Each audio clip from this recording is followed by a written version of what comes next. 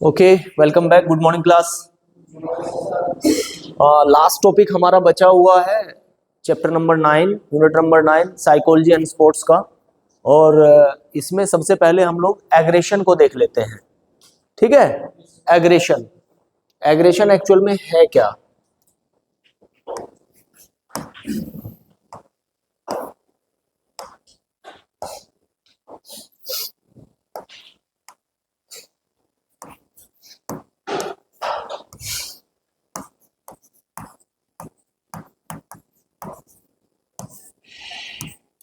Aggression, Hindi में इसको आक्रामकता बोलते हैं।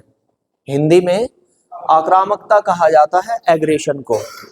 अब अगर एग्रेशन की डेफिनेशन में देने जाऊं या डेफिनेशन बताने लगूं आप लोगों को, तो एग्रेशन एक्चुअली किसी काम को सटीक तरीके से, किसी काम के प्रति एग्रेसिव होकर के, किसी गोल के प्रति एग्रेसिव होकर के चीजों को अचीव करना, actually that is called aggression.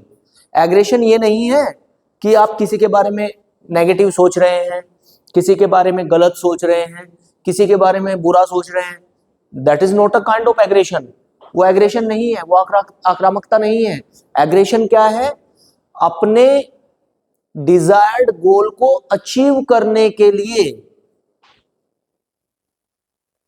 अपने डिजायर्ड गोल, जो गोल आपने सोचा है अपने मन में, उसको अचीव करने के लिए किसी गोल के ऊपर रिएक्ट, और जो प्लानिंग है वो सब मिला जुला करके जितने एग्रेसिव माइंडसेट के साथ आप लगे रहते हैं उसको एग्रेशन कहते हैं। एग्रेशन दूसरे का नुकसान करना नहीं है। ठीक है, अब एग्रेशन को आप 3 तरीके से पढ़ सकते हैं। एग्रेशन 3 टाइप का होता है। एग्रेशन जो है आपका 3 टाइप का होता है। और 3 टाइप के एग्रेशन में कौन कौन सा? होस्टाइल, असर्टिव और इंस्ट्रूमेंटल। 3 टाइप का आपका एग्रेशन होता है। एक तो होता है आपका होस्टाइल एग्रेशन, होस्टाइल एग्रेशन। दूसरा होता है आपका इंस्ट्रूमेंटल, इंस्ट्रूमेंटल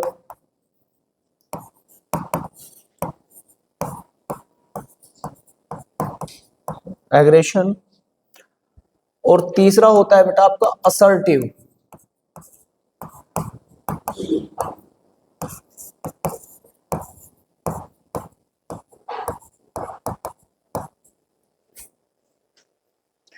तो एग्रेशन को आप 3 हिस्सों में डिवाइड करके पढ़ सकते हो।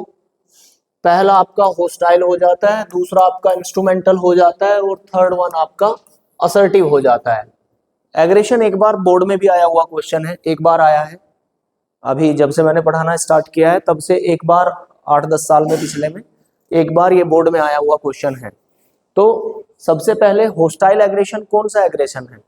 होस्टाइल एग्रेशन जब हमारी माइंडसेट रहती है, ध्यान रखना, जब हमारा माइंडसेट रहता है अपने अपोनेंट को इंजर्ड करने का, अपने अपोनेंट को हार्म पहुंचाने का, नुकसान पहुंचाने का, वो टाइप का एग्रेशन होस्टाइल एग्रेशन कहलाता है। Whenever we want to injure someone, whenever we want harm someone, जब हम किसी को चोट पहुंचाने के माइंडसेट से, जब हम किसी को नुकसान पहुंचाने के माइंडसेट से कोई एक्टिविटी परफॉर्म करते हैं, उसको हम होस्टाइल एग्रेशन कहते हैं। ठीक है, ठीक है।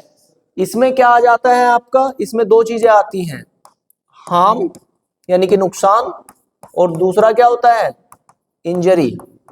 ये 2 चीजें मेन है इसमें।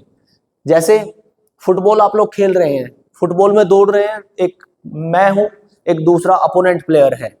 अब फुटबॉल में आपको पता ही है सब स्टड्स पहनते हैं। अब स्टड से पता लगा बराबर वाले प्लेयर को पैर मार दिया, वो गिर गया। इंजरी बहुत ज्यादा नुकसानदायक भी हो सकती है, बहुत बड़ी भी हो सकती है, करियर भी स्पॉइल हो सकते हैं। तो जानबूझ के जब हम कोई एक्टिविटी करते हैं वो होस्टाइल एग्रेशन के अंदर आती है। समझ आ गया? होस्टाइल एग्रेशन क्या है? जब जानबूझ के किसी को नुकसान पहुंचाने के माइंडसेट से हम कोई एक्टिविटी करते हैं। उसके बाद आ जाता है इंस्ट्रूमेंटल एग्रेशन। इंस्ट्रूमेंट कैसे बजते हैं, वाद्य यंत्र कैसे बजते हैं म्यूजिक में, बहुत प्यारी ध्वनि होती है उनकी, बहुत स्वीट साउंड होता है, बहुत मधुर होता है उनकी ध्वनि। तो स्वीट साउंड किस लिए, जब हम लोग name, fame, award, certificate, medals, cash prize, उनको देख करके, उनको पाने की इच्छा से कोई बिहेवियर करते हैं स्पोर्ट्स के फील्ड में, उसको हम इंस्ट्रूमेंटल एग्रेशन बोलते हैं। उसको हम क्या बोलते हैं, इंस्ट्रूमेंटल एग्रेशन। नाम, पद, प्रतिष्ठा, ट्रॉफी, कैश प्राइज, इन सबको अचीव करने के लिए जब हम करते हैं, ठीक है। तो इंस्ट्रूमेंटल एग्रेशन में क्या होता है, name, fame, cash prize, trophy, medal,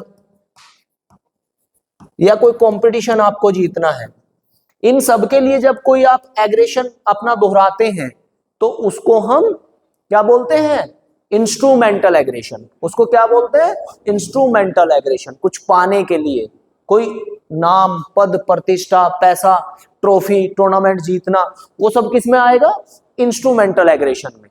clear. और तीसरा आ जाता है आपका असर्टिव।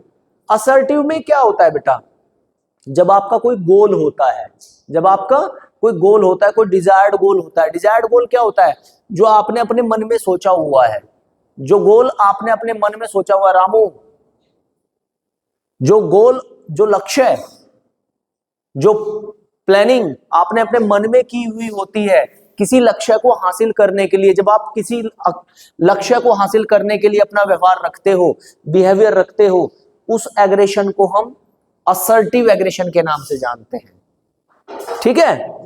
तो ये गोल अचीवमेंट के लिए होता है, गोल अचीवमेंट के लिए।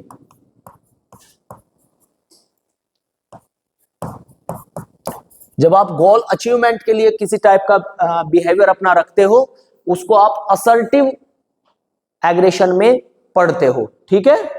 एग्रेशन 3 टाइप का होता है। पहला होता है होस्टाइल, दूसरा होता है इंस्ट्रूमेंटल, और तीसरा होता है असर्टिव। ये चीज आपको याद रखने की बात है। एमसीक्यू में पूछा जा सकता है कि एग्रेशन के कितने टाइप होते हैं, 2, 3, 5, 8, ठीक है। तो ये क्वेश्चन ऐसे ही बनते हैं, ऐसे ही क्वेश्चन बनते हैं, और फिर आप जवाब नहीं दे पाते। नेक्स्ट इसमें कुछ पॉइंट्स हैं आपके, नेक्स्ट कुछ पॉइंट्स हैं, जैसे अगर मैं बात करूं, सेल्फ स्टीम है ना, सेल्फ स्टीम है। Number 2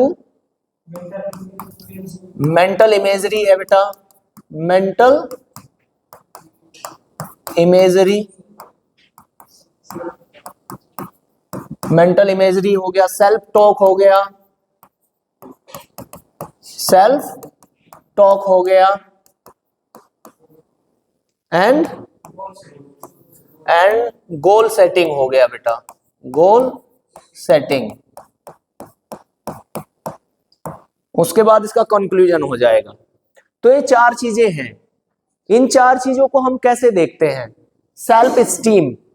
self esteem, self esteem का मतलब होता है हम अपने बारे में कैसा सोचते हैं, हम अपने बारे में कैसा सोचते हैं। जैसा हम अपने बारे में सोचते हैं वैसा हम बन जाते हैं। जीवन में आपको कुछ भी बनना है, जीवन में आपको कुछ भी बनना है, तो आप वैसा सोचना स्टार्ट कर दीजिए, वैसा इन्वायरमेंट अपने चारों तरफ रखना स्टार्ट कर दीजिए। अगर आप बहुत अच्छा इंसान बनना चाहते हैं तो आप सबकी हेल्प करना स्टार्ट कर दीजिए, अपने एटीट्यूड में, अपने बिहेवियर में चेंज लेकर के आइए, तो जीवन में आप वैसे ही बन जाएंगे। और सेल्फ स्टीम बहुत बड़ी चीज है। अगर मैं सोचूंगा आई कांट डू इट, तो वाकई मैं किसी भी चीज को नहीं कर पाऊंगा, किसी भी काम को नहीं कर पाऊंगा। और अगर मैं सोचूंगा आई विल डू इट, तो डेफिनेटली आधा काम तो मेरा तभी हो जाता है जब मैं सोच लेता हूं। मेरे सोचने भर से ही मेरा आधा काम खत्म हो जाता है। मेरे सोचने भर से मेरा आधा काम खत्म हो जाता है। जिनकी सेल्फ स्टीम हाई रहती है वो इसी टाइप के इंसान होते हैं और उनके सारे काम बनते चले जाते हैं। तो सबसे पहले तो हमें अपने आप से जीतना है, अपने मन से जीतना है कि हाँ मैं कर सकता हूं, दूसरे कर सकते हैं तो मैं भी कर सकता हूं। भले ही मैं बस्तर में पैदा हुआ हूं, बस्तर में पढ़ा हूं, बस्तर में बड़ा हुआ हूं, लेकिन जब दूसरे लोग इंडिया टॉप कर सकते हैं तो मैं भी कर सकता हूं। दूसरे टॉप लोग यूपीएससी क्रैक कर सकते हैं तो मैं भी कर सकता हूं। दूसरे लोग स्पोर्ट्स में अचीवमेंट ला सकते हैं तो मैं भी ला सकता हूं। ठीक है, what ever it has been, जो भी फील्ड है, जो भी प्रोफेशन है, मैं वहां टॉप कर सकता हूं, मैं वहां जा सकता हूं। एक बार आपने अपने मन में सोच लिया तो आप वैसे ही होते चले जाते हैं। आपने देखा होगा जो नेगेटिव लोग होते हैं, अगर आप उनके आसपास भी रहते हैं तो आप में भी नेगेटिविटी आना स्टार्ट हो जाती है, यार मैं फेल ना हो जाऊं। आपका कोई साथी है जो पढ़ता नहीं है, वो हर टाइम यही कहता रहता है, एक्शन तो उसे लेना नहीं है, कुछ भी पढ़ना तो है ही नहीं, सोचना है बस, यार मैं तो फेल हो जाऊंगा। पढ़ता है नहीं, हॉस्टल में जाके पढ़ना नहीं है, घर जाके पढ़ना नहीं है, बस यही सोचता रहता है मैं फेल हो जाऊंगा। वो फेल ही हो जाएगा अगर वो पढ़ेगा नहीं। और उसके आसपास अगर आप रहोगे तो आप भी नेगेटिव माइंडसेट वाले हो जाओगे, हर चीज में संदेह करने लगोगे। समझ रहे हो? तो संदेह नहीं करना है, लोगों पे विश्वास करना है, लोगों को उसी हिसाब से, उसी नजरिए से देखना है। लोगों में बेटा नेगेटिविटी ढूंढोगे नेगेटिविटी मिलेगी, और पॉजिटिविटी ढूंढोगे पॉजिटिविटी मिलेगी। जैसा आपका फ्रेम ऑफ माइंड है वैसे ही लोग आपको मिलते चले जाएंगे। अगर आप खुद से पॉजिटिव हो तो आपको पॉजिटिव लोग मिलते चले जाएंगे। ऐसा बोलते हैं ना, जैसे को तैसा बहुत दूर से मिल जाता है, तो वही चीज होती है। सेल्फ स्टीम एक बहुत बड़ी चीज है। सेल्फ स्टीम से आप, अगर आपका सेल्फ स्टीम हाई है और हाई होने के साथ साथ पॉजिटिव है, तो डेफिनेटली आप कुछ भी अचीव कर सकते हो। Nothing is impossible for you. Each and everything is in your feet. आपके कदमों में हर चीज होगी अगर आप अपने ऊपर विश्वास रखते हो। लेकिन विश्वास और अति विश्वास, यानी कि कॉन्फिडेंट और ओवर कॉन्फिडेंट, थोड़ा सा ही फर्क होता है। कॉन्फिडेंस ये होता है कि मैं कर सकता हूं, मेरे साथ और भी लोग कर सकते हैं, और ओवर कॉन्फिडेंस ये होता है मैं ही कर सकता हूं, ये ओवर कॉन्फिडेंस आ जाता है। तो ओवर कॉन्फिडेंट नहीं रहना है, दूसरों को बेवकूफ नहीं समझना है।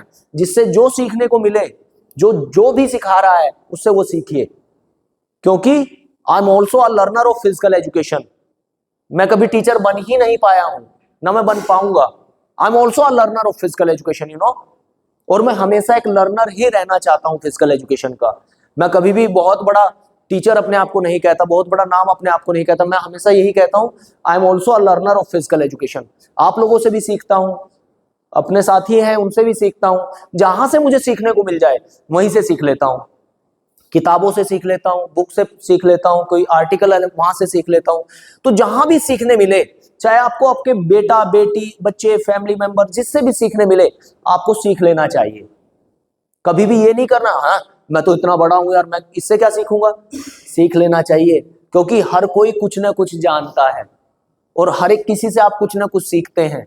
जब आप हर किसी से कुछ ना कुछ सीखेंगे तो वाकई ही आपकी नॉलेज एक्सट्रीम लेवल पे पहुंच जाएगी। तो सबसे पहले तो हमें उस बैरियर को हटाना है कि मैं इससे क्यों सीखूं, इससे सीखूंगा, वो चीज खत्म करनी है हमें। ठीक है, तो सेल्फ स्टीम बहुत अच्छी चीज है, बहुत बड़ी चीज है। उसके बलबूते आप कुछ भी अचीव कर सकते हो। कुछ भी, कुछ भी का मतलब कुछ भी जो आप अपने दिमाग में सोच सकते हो वो अचीव हो सकता है।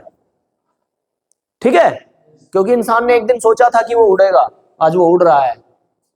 समझ रहे हो? इंसान ने एक दिन सोचा था मेरा काम कोई और करेगा, कर रहा है। बहुत सारी चीजें जो इंसान ने सोची थी वो हो रही हैं, पॉसिबल होता है। उसके बाद आता है मेंटल इमेजरी। मेंटल इमेजरी का मतलब क्या है? मेंटल इमेजरी ये है कि आप अपने मन में क्या क्या चीजें सोचते रहते हो, आपके मन में क्या क्या चलता रहता है। जैसे एडोलसेंस की एज है आपकी, इसमें आप लोग डे ड्रीमर होते हैं, दिन में ही सपने देखते हैं, जागती आंखों सपने देखते हैं। लोग सोने के बाद सपने देखते हैं, लेकिन आप जागते जागते सपने देखते हो। और सपने भी ऐसे ऐसे खतरनाक देखते हो कि ये यूनिवर्स मेरा है और मैं इसका बादशाह, मैं यहाँ का राजा हूं, मेरे से बड़ा कोई नहीं है। ठीक है ना? कभी कभी ऐसा ख्याल आता है, कभी कभी कैसा ख्याल आता है, यार मैं तो कुछ भी नहीं। तो ये भाव, ये इमोशंस एडोलसेंस में आते हैं। एक टाइम आप बहुत ज्यादा खुश हो जाते हैं, दूसरे टाइम आप बहुत ज्यादा दुखी हो जाते हैं। तो ये इमोशंस में स्टेबिलिटी नहीं रहती है एडोलसेंस में। एक्चुअली स्टेबिलिटी आती है एक टाइम के बाद, धीरे धीरे आना स्टार्ट होता है। ये एडोलसेंस की एज होती ही ऐसी है, ठीक है। तो self imagery, sorry mental imagery, हमारे दिमाग में क्या क्या चलता रहता है बैकग्राउंड में। तो बैकग्राउंड में चीजें हमेशा पॉजिटिव रखिए, बैकग्राउंड में पॉजिटिव चीजें हमें रखने का प्रयास करना है, ठीक है। सेल्फ टॉक, और मैं तो एक वर्ड और जोड़ूंगा इसमें, पॉजिटिव सेल्फ टॉक। क्या है? Positive self talk. हमेशा अपने आप से बातें कीजिए, हमेशा, किसी भी फील्ड में आप हैं, किसी भी फील्ड में, यही नहीं कि आप फिजिकल एजुकेशन पढ़ रहे हैं, आप इंग्लिश पढ़ रहे हैं, हिंदी पढ़ रहे हैं, किसी भी फील्ड में आप हैं, स्पोर्ट्स में आप हैं, इंजीनियरिंग में आप हैं, डॉक्टर आप हैं, टीचर आप हैं, जो भी आप हैं, ये सबके ऊपर लागू होता है पॉजिटिव सेल्फ टॉक। यानी कि हमें अपने आप से पॉजिटिव बातें करनी चाहिए, तभी हम सोसाइटी को, समाज को आगे लेकर के जा सकते हैं। एक दूसरे की लेग पुलिंग करके हम सोसाइटी को आगे लेके नहीं जा पाएंगे। सोसाइटी आगे बढ़ेगी, गांव आगे बढ़ेंगे, गांव आगे बढ़ेंगे, शहर आगे बढ़ेंगे, शहर आगे बढ़ेगा तो आपका डिस्ट्रिक्ट आगे बढ़ेगा, डिस्ट्रिक्ट आगे बढ़ेगा तो आपका स्टेट आगे बढ़ेगा, स्टेट आगे बढ़ेगा तो आपका देश आगे बढ़ेगा। ये एक चेन सिस्टम होता है, समझ रहे हैं। इसीलिए पॉजिटिव सेल्फ टॉक बहुत जरूरी है, अपने आप से अच्छी अच्छी बातें करना बहुत जरूरी है। अपना जो अचीवमेंट आपने फ्यूचर में किया है, पास्ट में किया है कभी, उस पास्ट वाले अचीवमेंट को याद करना जरूरी है कि यार मैंने तो पास्ट में भी ऐसे अच्छी अच्छी चीजें की हैं, आगे भी मैं अचीव कर सकता हूं। तो वो सारी चीजें बहुत जरूरी है, ठीक है। अच्छा खाना खाना जरूरी है, हेल्दी खाना खाना जरूरी है, नहाना जरूरी है, साफ सफाई करनी जरूरी है अपनी शरीर की, तभी तो आप अच्छा सोच पाएंगे। ऐसा एनवायरमेंट अपने चारों तरफ रखना होगा, ओके। अच्छे, मैं कह रहा हूं अच्छे कपड़े पहनने से भी कॉन्फिडेंस आता है, अच्छे कपड़े पहनने से भी कॉन्फिडेंस आता है। तो वो सारी चीजें हमें देखनी है। अच्छे का मतलब ये है साफ सुथरे, धुले हुए कपड़े, वो पहनने से भी हमें आत्मविश्वास बढ़ता है हमारा, और अपने बारे में पॉजिटिविटी आती है। तो हमेशा अपने आप से सकारात्मक पॉजिटिव बातें करते रहना चाहिए हमें, अगर हमें जीवन में आगे बढ़ना है, ठीक है। उसके बाद goal setting, this is the most important thing. जीवन में मुझे करना क्या है, जीवन में मुझे किस फील्ड में आगे बढ़ना है, उसका प्लानिंग मुझे पहले से ही करके रखना होगा, उसका प्लानिंग मुझे पहले से ही करके रखना होगा, ताकि मैं अपनी स्ट्रेटेजी बना सकूं, अपनी युक्तियां बना सकूं, अपनी स्ट्रेटेजी बना सकूं, उन पे काम कर सकूं, जो प्लानिंग मैंने बनाई है उसको एग्जीक्यूट कर सकूं। समझ रहे हैं। तो हमें सोच के रखना पड़ेगा कि मुझे करना क्या है जीवन में, तभी उसी को गोल सेटिंग कहते हैं, उसी को गोल सेटिंग कहते हैं। एक गोल सेटिंग, एक टारगेट, एक एम आपके जीवन में होना चाहिए। एक एम के बिना इंसान का जीवन, मानव जीवन निरर्थक है। बिना एम के तो पशु पक्षी खूब घूम रहे हैं, लेकिन उन पशु पक्षी का भी कोई ना कोई एम रहता है, समझ रहे हैं। हम समझते हो या नहीं समझते हो, जो नेचर है, नेचर को समझने वाले हैं वो लोग जानते हैं, और मैंने भी महसूस किया है कि वो जो बर्ड्स हैं, एनिमल्स हैं, उनका भी एक टारगेट रहता है, उनका भी एक गोल रहता है, ठीक है। तो हमें भी अपना गोल सेटिंग करना चाहिए। अब उसके बाद क्या है, कंक्लूजन। कंक्लूजन क्या निकलता है, ये जो सारी चीजें हैं, इन सारी चीजों को मिला करके कोई भी इंसान अच्छा परफॉर्म कर सकता है किसी भी फील्ड में, चाहे वो फील्ड कोई भी हो। टीचिंग का फील्ड है, स्टूडेंट्स हैं, इंजीनियरिंग का फील्ड है, स्पोर्ट्स का फील्ड है, डांस म्यूजिक आर्ट का फील्ड है, कोई भी फील्ड है, सिविल सर्विसेज है, जो भी फील्ड आपका है, जो भी फील्ड आप चूज करना चाहते हैं, ये सारी चीजें अगर आप अच्छे से पॉजिटिव मैनर में फॉलो करोगे तो आप कहीं भी धमाल मचा सकते हो, कहीं भी धमाल मचा सकते हो, बशर्ते